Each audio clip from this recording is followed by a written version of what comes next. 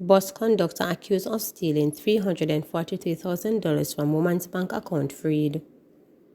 A bus conductor accused of larceny was freed in the St. Catherine Parish Court on Tuesday, following a no-case submission by his attorney. 37-year-old Damien Vassell of Spanish Town St. Catherine was answering to 17 counts of simple larceny and unauthorized access to data. When the matter came up in court, attorney at law Cameron McEnron argued that there was no evidence on which his client could be found guilty. Presiding Judge Karen Lemley agreed with the submission and told the accused he was free to go. The complainant had alleged that between May 1 and 10, 2022, Vassell withdrew $343,000 from her account without her knowledge or authorization. He made numerous court appearances and maintained his innocence throughout. Cop testifies contract killer revealed Collymore wanted him to take full blame. The alleged contract killer in the murder of businesswoman Simone Campbell Collymore had reportedly told police that her husband Omar Collymore was responsible for organizing her murder but wanted him to take the fall. Him set up his wife and now he want me come down and tell us say him and me alone involved, 33-year-old defendant Michael Adams is alleged to have said. A detective sergeant who was a sub-officer in charge of the Kingston Central Police Station in 2018 testified that the defendant Adams made the revelation during an interview at Denham Town Police Station on January 30. Right now, me nah hold nothing, cause me have my family to live for, the witness recalled, being told by Adams before he made reference to Collymore after he was cautioned and informed of his rights to remain silent. According to the police witness, Adams was again cautioned and told that he needed to have his attorney present if he was making any incriminatory statement. However, Adams, the witness said, responded saying, "Me no need no lawyer. Go talk to you one-on-one and tell you what go on. Now make me family them suffer for this." The officer said Adams later gave him the name of his lawyer because he ended his testimony. Adams is one of 3 men charged with Collymore for the January 2, 2018 murder of 32-year-old business entrepreneur and taxi operator Winston Walters, 36.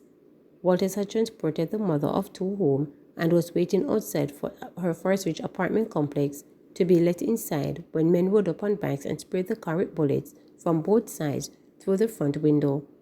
Dwayne Pink and Shaquille Edwards are also charged for the double murder. Meanwhile, Adams' lawyer Sanjay Simit, in his cross-examination of the detective sergeant, suggested that his client never made those utterances, but the witness maintained that he did. Simit further suggested that the officer did not have any pen and paper to record any information at the time of the interview, but the witness insisted that he had them in his possession. The witness also rejected a suggestion that the only information that Adams provided was the name of his lawyer. Early in the trial, one of the shooters, Wade Blackwood, testified that Adams was a contract killer and was the one who would speak directly with the man who had ordered the hit.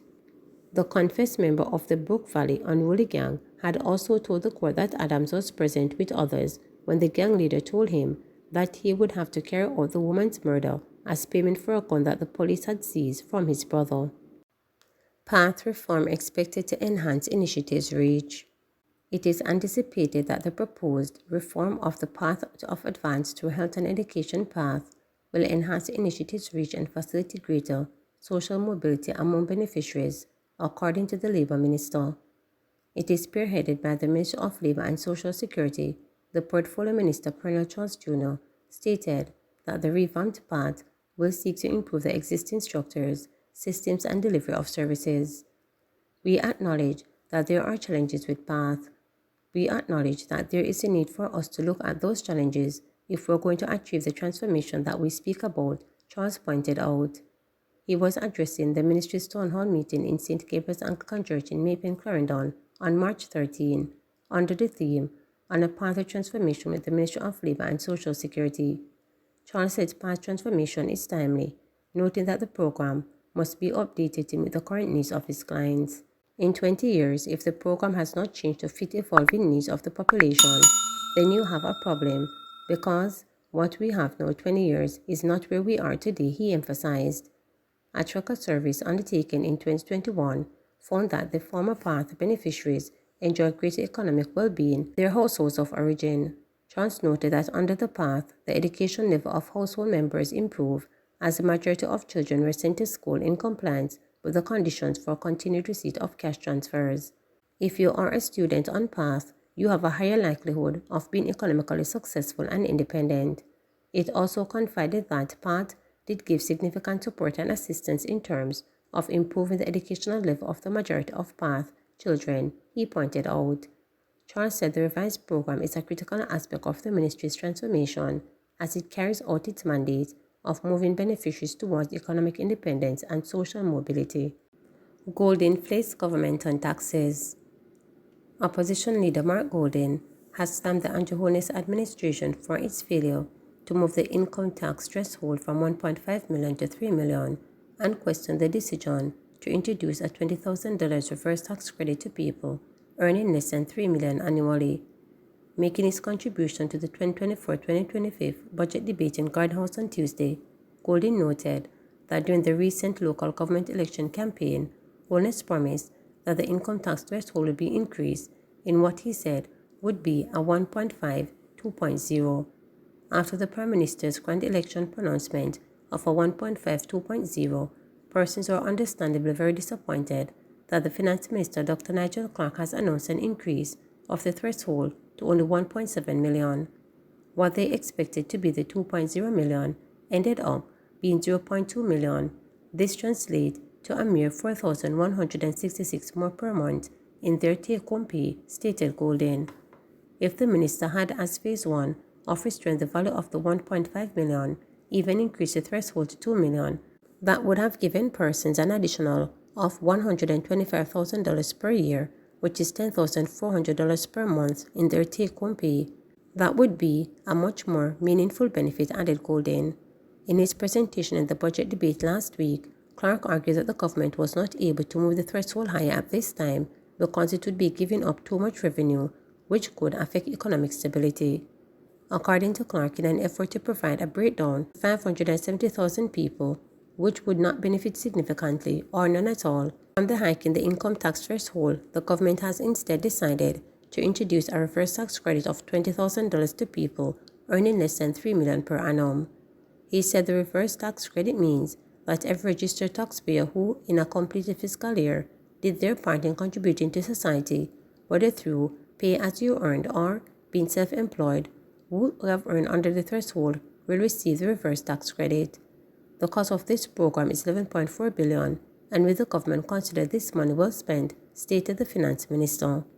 But in response, Golden charged that the reverse tax credit was only designed to incentivize on-time filing and the paying of the statutory deductions. That objective is really questionable because to qualify for this, Clark says that you have to become fully compliant for the 2023 tax year by March 31st, 2024. That deadline is less than 2 weeks away.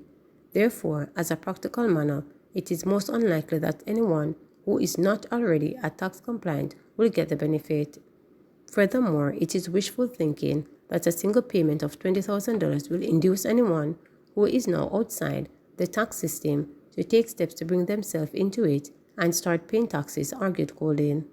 He pointed out that last September he had called for an increase in the threshold from 1.5 million to 3 million to restore to the real value of the increase that was granted in 2016 and to provide some buffer for future inflation.